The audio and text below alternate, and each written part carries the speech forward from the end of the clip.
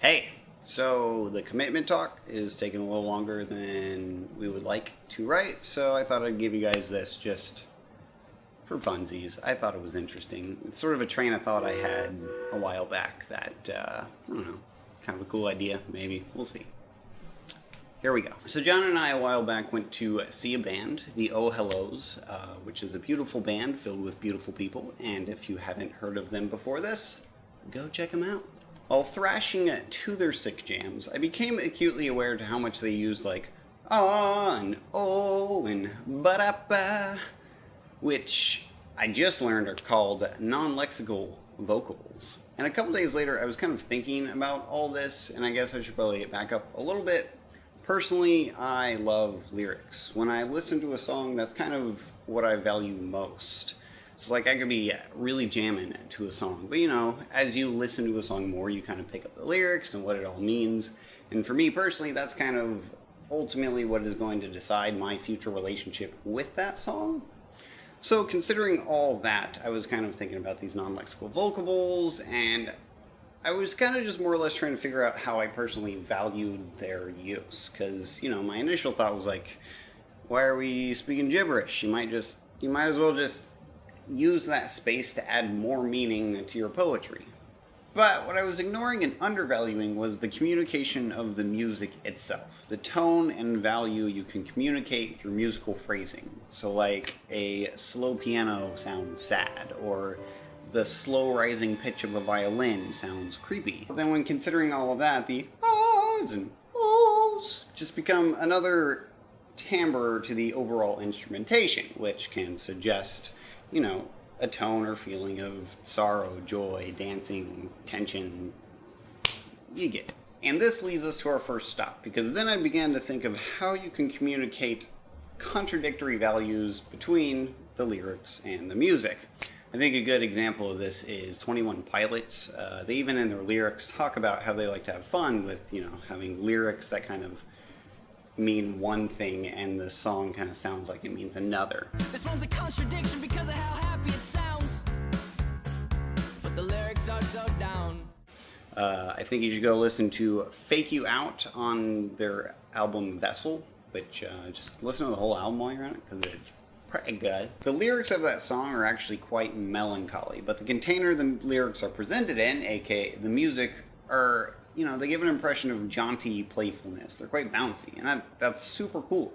But then I took it a step further. As an animator, acting is something I think about quite a bit. Acting 101 is that you're always communicating two things: what you say and what your body says, your body language. So like the classic, "School was great, alright?" Which is our last stop on this crazy journey. If it's possible for me to communicate one thing with lyrics and another thing with music, as well as one thing with dialogue and another thing with acting, is there a medium in which I can communicate all three of those things simultaneously yet contradictorily? To which is a resounding yes, the musical. You're combining speech, music, and body language into that single moment. You're actually technically communicating a lot more, taking into consideration vocal intonation, context, multiple characters, and like the meaning of a specific moment or scene within the larger story. But all that seems a little ambitious for this train of thought. But what I'm actually asking is, has this ever been done? Where can I watch said moment? You know, like maybe you got some creepy music playing and the character is singing about how wonderful their life is while they're moping across the stage. I mean, maybe it's not the best example, but like how could this be done in an impactful way?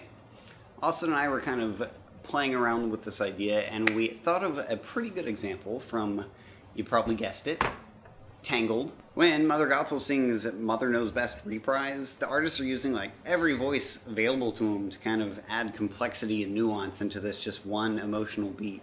On the top level, like, what she is saying is still loving-ish, right? Like, you get a text from Mogoth that says,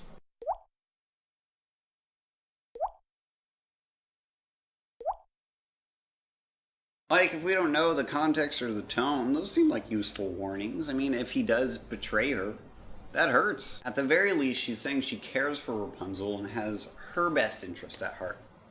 But now let's listen to the music. I usually like to discuss the emotional side of music in comparison to other songs, because If I just show you one song, it could sound joyful to me and like bittersweet to you. So for the sake of clarity, let's first listen to Mother Knows Best, not reprise. Ruffians, thugs, poison ivy, quicksand, cannibals and snakes, the plague. No! Alright, and here's the reprise. That's how fast you'll leave you. I won't say I told you so.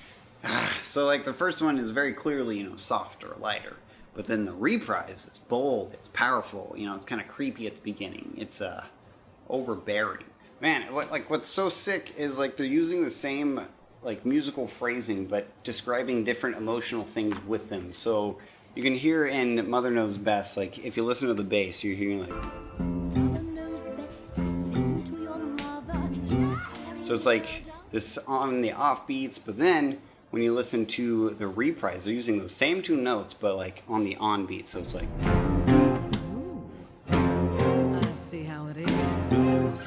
and I mean, if I'm using the wrong notes, I'm sorry guys, I'm playing by ear. I couldn't find sheet music. But the point is like the musical phrasing is the same because it's both just like eighth notes, but where they're putting it on the beat, so the first one is on the off beat, so the and one, and two, it's not as expected, it's playful, it's bouncy, whereas when you have it on the one and two and, it's like driving, it's dominant, it's powerful. So the words that she's saying is she doesn't want Rapunzel to get hurt, whereas the music is suggesting that she's confronting her with this like dominant, overbearing posture and presence. Now let's look at her acting. Rapunzel's so mature now. Such a clever grown-up miss. She's kind of like mocking, she's being sarcastic, she's very sharp with her movements, kind of evil at times. So sure, yeah, not each of these things are entirely contradictory of each other, but they are all saying different things that are nuancing the meaning of everything that's being communicated. It's just too good.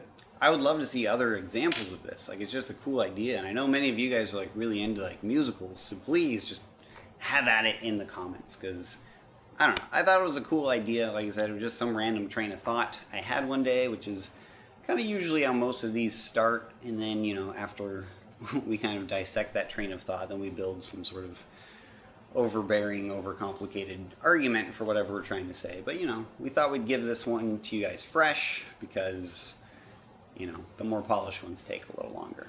So, yeah, let me know what you guys think in the comments. I will join you, and, have a good week. I'll see you guys later. Peace.